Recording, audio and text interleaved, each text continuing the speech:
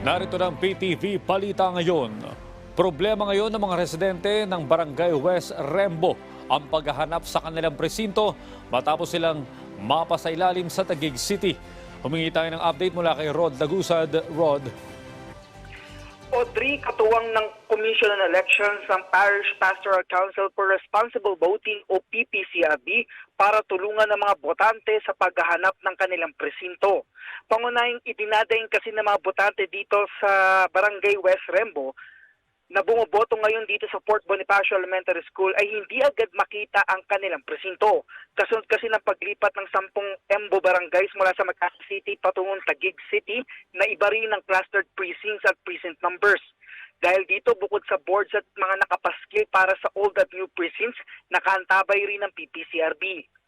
Dito ay maaaring magpatulong sa PPCRB para mapabilis na mahanap ang presinto at makaboto na. Dito ay tinutulungan ng mga nalilito at mga nahihirapang botante para mahanap ang kanilang mga bagong presinto. Ito ang unang pagkakataon na bumoto ang barangay bilang bahagi ng Taguig City kasunod ng desisyon ng Supreme Court na pabor sa lungsod. Alas 7 ng umaga na magsimula ang botohan dito at sa kasulukuyan ay tuloy-tuloy naman ang pagdating ng mga botante dito sa paaralan.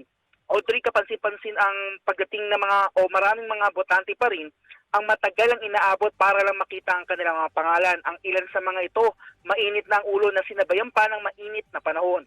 Inaasahan rin na mag-iikot ang COMELEC Taguig ngayon sa Embo Barangays na ngayon ay nasa ilalim na ng kanilang jurisdiction. Audrey.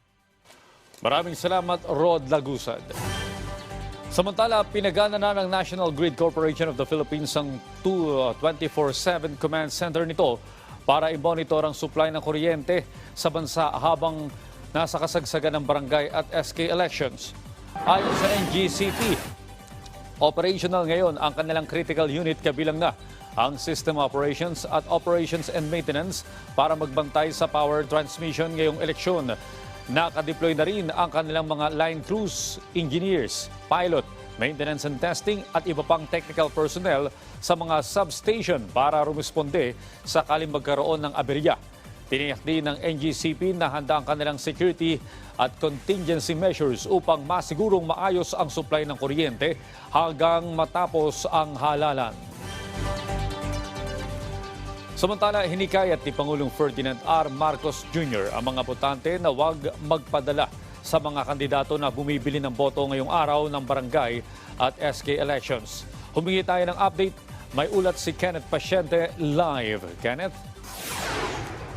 Audrey, natapos na nga ang pagboto ni Pangulong Ferdinand R. Marcos Jr. para sa barangay at SK elections 2023. Saktong 7:04 nang dumating sa Mariano Marcos Memorial Elementary School dito sa Batac, Ilocos Norte ang Pangulo. Naging mabilis lang din yung pagboto niya dahil nasa 5 minuto lang nang maipasok sa ballot box ang kanyang balota. Binigyang diin naman ng punong ehekutibo ang kahalagahan ng DSKE, partikular na ang mga mailuluklok na mga opisyal.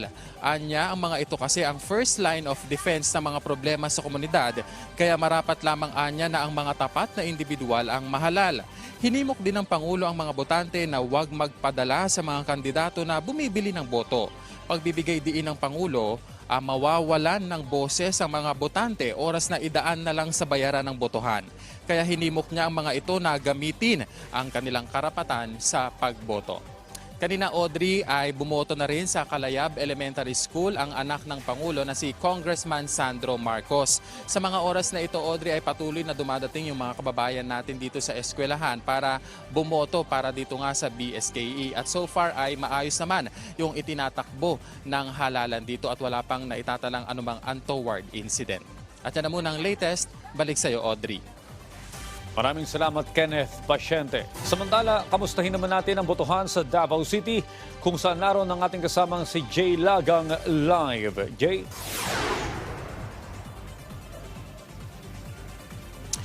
Yes, Audrey, tapos nang bumoto para sa barangay at sangguniang kabataan elections si Vice President at Department of Education Secretary Sara Duterte. Audrey, 10 minuto bago mag alas 9 ng umaga kanina ay dumating si VP Sara Duterte sa Cluster Precinct number 841 sa Daniel R. Aguinaldo National High School sa Matina, Davao City upang bumoto. Matapos matanggap ang kanyang balota ay agad na umupo si VP Sara at bumoto kasama ang 5 mga botante na sabay niya sa pagboto. Nakita din natin kanina, Audrey, na mayroong papel na kinuha si VP Sara mula sa kanyang bulsa na tila ginamit niyang kodigo sa mga pangalan ng mga kandidatong kanyang binoto. Tumagal lang na mahigit sa 5 minuto ang pagboto ng pangalawang Pangulo ng Bansa.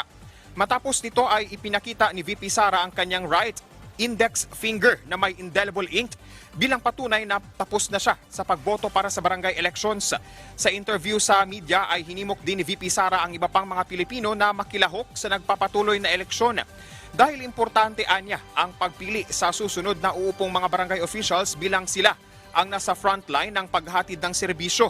Tiniyak naman ni VP Sara na nakaantabay agad natutugunan ng Department of Education ang pangangailangan ng teaching at non-teaching personnel na naglilingkod ngayon sa botohan.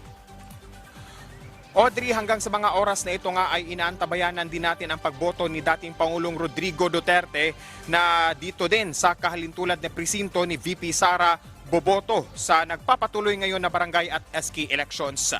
At yan muna ang latest mula dito sa Davao City. Balik sa iyo dyan, Audrey.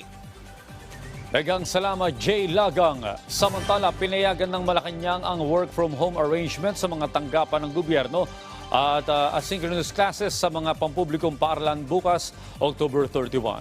Base sa Memorandum Circular No. 38 na niregdaan ni Executive Secretary Lucas Bersamin, layo nito na mabigyan ng pagkakataon ang mga government employee na makapagbiyahe at mabisita ang kanilang yumaong mahal sa buhay sa November 1. Paglilinaw naman ni Secretary Bersamin, tuloy pa rin ang pasok ng mga ahensya ng gobyerno na nasa health services, disaster at calamities o may mga mahalagang tungkulin sa pamahalaan.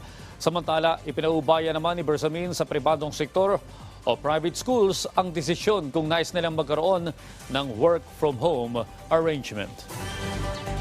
At yan ang mga balita sa oras na ito. Para sa iba pang update, i-follow tuloy kami sa Facebook at Twitter sa @PTVPH. Ako po si Audrey Goriseta. Magandang umaga.